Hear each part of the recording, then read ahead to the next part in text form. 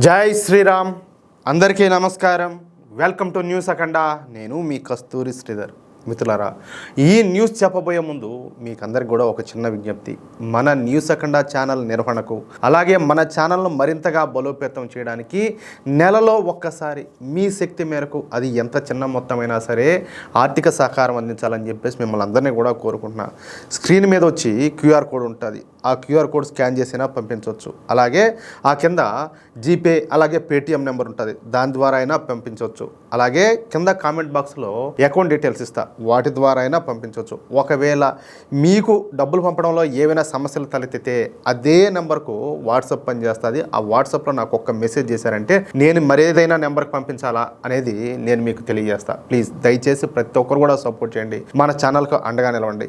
ఈ కాలంలో స్వచ్ఛందంగా, అంటే ఎవరి మీద ఆధారపడకుండా ఒక ఛానల్ నడిపించాలనేది మామూలు విషయం అయితే కాదు. అది కూడా ఇదేం ఎంటర్టైన్మెంట్ ఛానల్ కాదు, మరొకటి కాదు కదా. ఒక జాతీయవాద వార్తలు అందిస్తా నలుగురికి ఉపయోగపడే విధంగా, దేశం కోసం ధర్మం కోసం పనిచేయడం అంటే నిజాయితీగా అది మామూలు విషయం అయితే కాదు. ఖచ్చితంగా కత్తి మీద సామే. కాబట్టి మీరందరూ కూడా మన ఛానల్కు అండగా నిలవాలని చెప్పేసి ప్రతి ఒక్కరిని కూడా కోరుకుంటున్నా. సరే, ఇక న్యూస్ విషయానికి వస్తే, పశ్చిమ బెంగాల్ ఒకప్పుడు ఈ పేరు వింటేనే జ్ఞానం, విజ్ఞానం, అలాగే సంస్కృతి అనేది గుర్తుకొచ్చేదన్నమాట. కానీ దురదృష్టవశాత్తు గత కొన్ని దశాబ్దాలుగా ఈ రాష్ట్రం సుదీర్ఘమైనటువంటి రాజకీయ హింసకు, అలాగే రక్తపాతానికి కేర్ ఆఫ్ అడ్రస్గా మారిపోయింది. చూడండి, స్వాతంత్రం వచ్చిన కొత్తలో కాంగ్రెస్ ఉన్నప్పుడు పరిస్థితి కొంత అటు ఇటు అనిపించినా, ఎప్పుడైతే కమ్యూనిస్టు ప్రభుత్వాలు అక్కడ పాగా వేసినాయో అప్పటి నుంచి ఈ పశ్చిమ బెంగాల్ రాష్ట్రం పూర్తిగా ఒక హింసాత్మక రాష్ట్రంగా రూపాంతరం అయితే చెందింది. ఈ కమ్యూనిస్టులు తమ రాజకీయ ఉనికి కోసం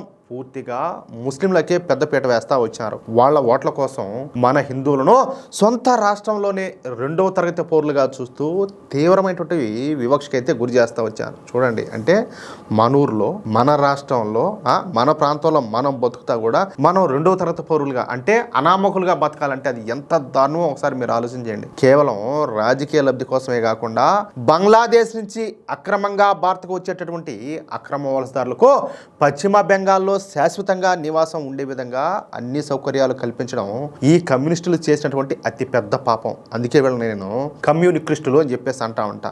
మన దేశ పౌరులైనటువంటి స్థానిక హిందువులకు ఏమీ కూడా ఇవ్వకుండా ప్రభుత్వ పథకాలన్నింటినీ కూడా ఈ అక్రమ వలసదారులైనటువంటి ముస్లింలకే కట్టబెట్టారు. అందుకే పశ్చిమ బెంగాల్లో కమ్యూనిస్టుల పాలన ఉన్నప్పుడు ఆ యూనియన్ల అన్నింటిలో ముస్లింలే అధికంగా ఉంటా ఉన్నారనమాట. సూటిగా చెప్పాలంటే ఈ కమ్యూనిస్టు యూనియన్లన్నీ కూడా మొత్తం కూడా ముస్లింలతో నిండిపోయినాయి. ఆ రోజుల్లోనే పశ్చిమ బెంగాల్ రాష్ట్రం పారిశ్రామికంగా ఎంతో అభివృద్ధి చెంది ఉండేదన్నమాట.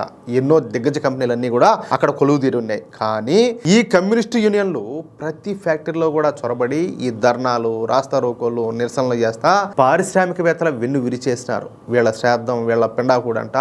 వీళ్ళు చేసేటటువంటి పనుల వల్ల పరిశ్రమలన్నీ కూడా కుదేలైపోయినాయి. అంతేకాకుండా ఆ కంపెనీల యజమానులను కమిషన్ల కోసం ప్రతిరోజు కూడా వేధింపులకు గురి చేస్తూ ఉన్నారు. టార్చరు, వాళ్ళను బెదిరించో, భయపెట్టో వాళ్ళ దగ్గర నుంచి ప్రతి నెల కూడా పెద్ద మొత్తంలో డబ్బులు గుంజుకునే అరాచక సంస్కృతిని వీళ్ళైతే మొదలుపెట్టినారు. ఇక ఆ ఫ్యాక్టరీలలో పనిచేసేటటువంటి కార్మికులు కూడా ఈ కమ్యూనిస్టు యూనియన్ల అండ చూసుకుని వాళ్ళు కూడా సరిగ్గా పనిచేసేవాళ్ళు కాదు. యాజమాన్యం ఏదైనా అంటే వెంటనే సమ్మెకి దిగిపోతా ఉన్నారు. దీనివల్ల ఉత్పత్తి పడిపోయి కంపెనీలు నష్టాల్లోకి వెళ్ళిపోతా ఉన్నాయి. అంతటితో ఆగకుండా ఫ్యాక్టరీ యాజమాన్యం పైన భౌతిక దాడులకు తెగబడతా ఉన్నారు. అంటే వాళ్ళని కొట్టడం ఇదంతా కూడా చేస్తూ ఉన్నారు. ఫలితంగా ఏంటంటే పశ్చిమ బెంగాల్లోని ఫ్యాక్టరీల యజమానులు ఇక ప్రాణాలను అరిచేతిలో పెట్టుకొని తమ వ్యాపారాలను ఇతర రాష్ట్రాలకు తరలించుకుపోయినారు. ఏం వీళ్ళ చేతుల్లో దెబ్బలు తిని సావలేరు కదా, అందుకనే వదిలేసి వెళ్ళిపోయినారు. ఈ విధంగా కమ్యూనిస్టుల పాలనలో ఎప్పుడు కూడా దౌర్జన్యాలు, బెదిరింపులు, హత్యలు ఇవన్నీ కూడా నిత్యకృత్యంగా మారిపోయినాయి. ఒక అంచనా ప్రకారం ఈ కమ్యూనిస్టుల పాలన సమయంలో దాదాపుగా 3000 వరకు రాజకీయ హత్యలు జరిగినాయంటే పరిస్థితి ఎంత దారుణంగా ఉంటుందో ఒకసారి అర్థం చేసుకోండి. ఇక ఆ తర్వాత అభినవ శూర్పణఖ అయినటువంటి మమతా బేగం అధికారం లేకొచ్చింది.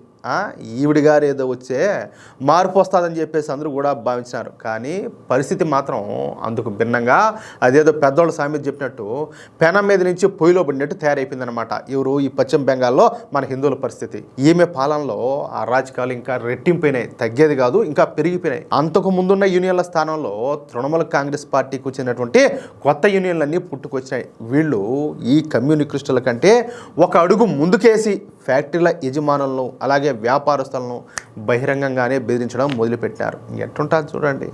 ఇంతకుముందు ఈ కమ్యూనిస్టులు కేవలం కమిషన్లు తీసుకుంటే ఈ తృణమూల కాంగ్రెస్ నాయకులు ఏకంగా పర్సంటేజీలు డిమాండ్ చేసే స్థాయికి పోయినారు. దీనివల్ల ఉన్న కొద్దిపాటి పరిశ్రమలు కూడా రాష్ట్రం విడిచి పారిపోవాల్సిన పరిస్థితి అయితే వచ్చింది. ఇక ఈ మమతా బేగం కూడా ముస్లింల ప్రాపకం కోసం బంగ్లాదేశ్ అక్రమ వలసదారులకు రెడ్ కార్పెట్ పరిచింది. ముఖ్యంగా బంగ్లాదేశ్ మియా ముస్లింలకు ఆమె పాలనలో స్వర్గం కనిపించింది. వాళ్ళు ఏది కావాలంటే అది, వాళ్ళు ఏం చేసినా కూడా అడ్డోదుపులే ఆ విధంగానమాట. స్థానిక హిందువులను మాత్రం పూర్తిగా పక్కన పెట్టేసింది.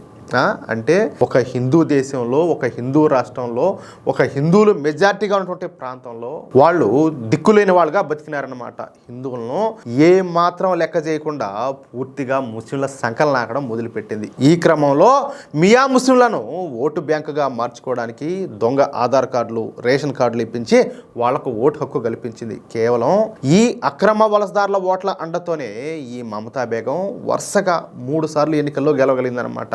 ఏమి ఈవిడి గారు ఆడేం అంత పొడిచి లేవనెత్తి కాదు, అంత అభివృద్ధి అంతా చేసి కాదు, బెకార మోకంది అంతా అంటే ఇవన్నీ బోగస్ పనులన్నీ కూడా చేసి ఏదో గెలిచగలిగింది. ఈ రిగ్గింగ్ చేపించడము, ఎవరైనా ఆడికి పోయి అడ్డుకుంటే వాళ్ళని చంపడము, వాళ్ళ మీద దాడులు చేయడము, అబ్బా ఇది చేసిన ఘోరాలు అన్నీ కాదు. మొత్తానికి అయితే ఈవిడి గారి పాపం పడే రోజు దగ్గరలోనే ఉండాలి. సరే, ఇక విషయం ఏంటంటే ఈ క్రమంలో ఆమె తన అధికారాన్ని అడ్డం పెట్టుకొని హిందూ యాక్టివిస్టులను అలాగే జాతీయవాదులను టార్గెట్ చేసింది. ముస్లింలను ప్రసన్నం చేసుకోవడం కోసం అనేక మంది హిందువులను పొట్టన పెట్టుకునేది. ఈవిడ గారి 15 సంవత్సరాల పరిపాలనా కాలంలో దాదాపుగా 700 మంది హిందూ కార్యకర్తలు అత్యంత క్రూరంగా హత్యలకు గురైనారు. ఈ ముర్షిదాబాద్ ప్రాంతంలో అయితే ఇంక చెప్పాల్సిన అవసరం లేదు. మీరు కూడా గమనించే ఉంటారు, చాలా మంది హిందువులు వాళ్ళ ఊళ్ళు వదిలిపెట్టి ప్రాణాలు చేతిలో పెట్టుకొని తట్టాబుట్టా సర్దుకొని ఊళ్ళే వదిలిపెట్టి వెళ్ళిపోయినారు.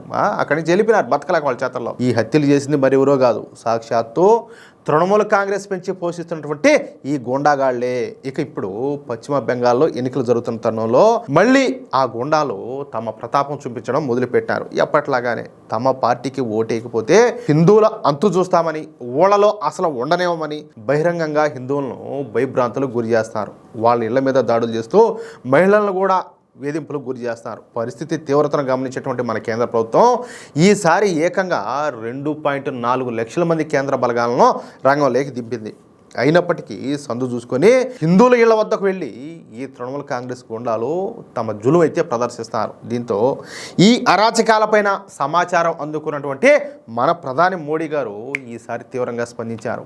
డైరెక్ట్గా పెద్ద ఆయనే రంగంలో దిగినాడు. మొన్న బెంగాల్లోని కూచ్ బీహార్ సభలో ఆయన చేసినటువంటి ప్రసంగం టీఎంసీ గుండాల వెన్నులో వణుకు పుట్టించింది. పోలింగ్ రోజు ఈ టీఎంసీ గుండాలు మిమ్మల్ని ఎంత బెదిరించినా సరే మీరు ఏ మాత్రం కూడా భయపడకండి, చట్టం పైన నమ్మకం ఉంచండి. ఈ ఎన్నికలతో బెంగాల్ నుంచి భయం అనేది శాశ్వతంగా పారిపోతుందని చెప్పేసి మోడీ గారు ప్రజలకు ధైర్యాన్ని ఇచ్చినారు. అంతేకాకుండా బీజేపీ మహావిజయంతో మీలో భరోసా అనేది పెరుగుతుంది. నేను మీకు హామీ ఇస్తున్నా, ఈసారి ఎన్నికల తర్వాత టీఎంసీ పాపాల లెక్క పూర్తిగా తేల్చేస్తాం, వాళ్ళను వెతికి మరీ లెక్కిస్తామని చెప్పేసి హెచ్చరించారు. అంటే నేరాలు ఘోరాలు చేసే వాళ్ళు చాలా మంది ఉంటారు ఆ పార్టీలో. ఆ పార్టీ వాళ్ళు కావచ్చు, ఆ పార్టీ సానుభూతి పనులు కావచ్చు, అందరి లెక్క కూడా తెలుసాము, ఎవరిని కూడా వదిలిపెట్టమని చెప్పేసి క్లియర్ కట్గా చెప్పినారు. మే 4వ తేదీ తర్వాత చట్టం తన పని తాను చేసుకుపోతుందని, ఎంత పెద్ద గోండా అయినా సరే ఈసారి శిక్ష తప్పదని మోడీ గారు కొండ బద్దలు కొట్టినట్టు చెప్పేశారు. ఈ మాటలతో బెంగాల్లో ఉన్నటువంటి అరాచక శక్తుల గుండెల్లో దాడి అనేది మొదలైంది. ప్రజల్లో ఒకవైపు తృణమూల కాంగ్రెస్ పట్ల భయం ఉంటే మరోవైపు అభివృద్ధిని అందించేటటువంటి బీజేపీ పట్ల ప్రజలకు నమ్మకం పెరుగుతుందని ఆయన స్పష్టం చేశారు. ఇకపోతే ఈ టీఎంసీ నాయకుల కమిషన్ల దందాకు చరమగీతం పాడేటటువంటి సమయం ఆసన్నమైందని కొండ బద్దలు కొట్టారు. ఒకవైపు ఈ చొరబాటుదారుల బెడద పట్ల ప్రజల్లో ఆవేదన ఉంటే ఆ చొరబాటుదారులను రాష్ట్రం నుంచి తరిమి కొట్టగల దమ్మున్నటువంటి పార్టీ బీజేపీనే అని మోడీ గారు ప్రజల్లో విశ్వాసాన్ని అయితే నింపినారు. సందేశ్ ఖలీ అలాగే మాల్దాలో జరిగినటువంటి దారుణ ఘటనలు పాలన గురించి ఆయన ప్రస్తావిస్తా రాష్ట్రంలో మహా ఆటవిక రాజ్యం అయితే నడుస్తుందని, ఇక్కడ సామాన్య ప్రజలకే కాకుండా కనీసం న్యాయమూర్తులు కూడా రక్షణ లేదని ఆవేదన అయితే వ్యక్తం చేశారు. సంతుష్టీకరణ రాజకీయాల వల్ల బెంగాల్ యొక్క గొప్ప అస్తిత్వం దెబ్బతింటోందని, కేవలం ఓట్ల కోసం దేశద్రోహులైనటువంటి చొరబాటుదారులను కాపాడేందుకు ఈ టీఎంసీ శతవిధాల ప్రయత్నాలు చేస్తుందని ఆయన విమర్శలు చేశారు. విమర్శలు కాదు, ఈ పచ్చి నిజాలు. పోలింగ్ రోజున టీఎంసీ శ్రేణులు బెదిరింపులకు పాల్పడినా ఎవరు కూడా ఎక్కడా వెనక్కి తగ్గొద్దని, చట్టం పైన నమ్మకం ఉంచాలని, ఆ తర్వాత మిగతా విషయాలను తాను చూసుకుంటానని చెప్పేసి మోడీ గారు బెంగాల్ ప్రజలకు భరోసా ఇచ్చారు. దీని అర్థం ఏంటంటే ఈ ఎన్నికలు అయిపోగానే తృణమూల కాంగ్రెస్ అరాచక నాయకుల భర్తం పట్టడం ఖాయం అన్నమాట. హిందువులను హింసించేటువంటి ఏ ఒక్కరిని కూడా వదిలిపెట్టే ప్రసక్తే లేదని చెప్పేసి ప్రధాని మోడీ గారి మాటలను బట్టి స్పష్టం అవుతుంది. పెద్ద ఆయన ఒక మాట చెప్పినాడంటే ఇంకేంలే, అది శిలాశాసనమే, అంతే, అది వేరే లెక్క ఉంటుంది. మిత్రులారా, పశ్చిమ బెంగాల్ గడ్డపైన ఇన్నాళ్లుగా సాగినటువంటి ఈ రాక్షస పాలనకు ముగింపు పలకాల్సినటువంటి బాధ్యత మనందరి మీద ఉండాలి. అంటే ఇప్పుడు ఆడ ఏదైనా పశ్చిమ బెంగాల్లో భారతీయ జనతా పార్టీ ఓడిపోయింది అనుకో, అది కేవలం పశ్చిమ బెంగాల్కే పరిమితం కాదు. ఆ పశ్చిమ బెంగాల్ నుంచి ఆ వైరస్ అనేది దేశం అంతా కూడా మొత్తం కమ్మేస్తుంది అనమాట. ఇప్పుడు ఎంతమంది ఈ అక్రమ వలసదారులంతా కూడా పశ్చిమ బెంగాల్కి వచ్చేది, ఆ నుంచి మొత్తం దేశం అంతా కూడా స్ప్రెడ్ అవుతారు. అంటే అక్కడ బీజేపీ గెలుపు అనేది మనందరి బాధ్యత. మోడీ గారు తీసుకున్నటువంటి ఈ సంచలన నిర్ణయం, అలాగే ఆయన ఇచ్చినటువంటి ధైర్యం పైన మీ అభిప్రాయం ఏంటి? బెంగాల్లో మళ్ళీ ధర్మం స్థాపించబడుతుందని చెప్పేసి మీరు నమ్ముతున్నారా? మే 4 తర్వాత ఈ గుండాలకు సరైన శిక్ష పడుతుందా? మీ మనసులో ఉన్నటువంటి భావాలను వెంటనే, అంటే మీరు ఏమనుకుంటున్నారో అసలు ఈ వీడియోకి సంబంధించి అనేది కామెంట్ సెక్షన్లో తెలియజేయండి. ఈ వీడియోలోని కఠినమైనటువంటి వాస్తవాలు ప్రతి జాతీయవాదికి, ప్రతి హిందువుకు చేరాలా. అందుకే ఏ మాత్రం ఆలస్యం చేయకుండా ఈ వీడియోను మీ మిత్రులకు, అలాగే మీరు ఉన్నటువంటి వాట్సాప్ గ్రూపులోను, ఫేస్బుక్ గ్రూపుల్లోనూ తప్పనిసరిగా షేర్ చేయండి. ఎందుకు ఎంతమంది షేర్ చేస్తారు? మీరు ఎవరైనా షేర్ చేసే ఉంటే నాకు ఒకసారి కామెంట్ చేయండి. దేశం కోసం, ధర్మం కోసం నిరంతరం గళం ఎత్తుతున్నటువంటి మన న్యూస్ అఖండ ఛానల్ని ఇప్పుడే లైక్ చేయండి. ఇలాంటి మరిన్ని సంచలన వార్తల కోసం వెంటనే మన ఛానల్ని సబ్స్క్రైబ్ చేసుకోండి. అలాగే పక్కనే ఉన్నటువంటి గంట సింబల్ని యాక్టివేట్ చేసుకోవడం మాత్రం మర్చిపోకండి. జై శ్రీరామ్, జై హింద్, భారత్ మాతాకి జై.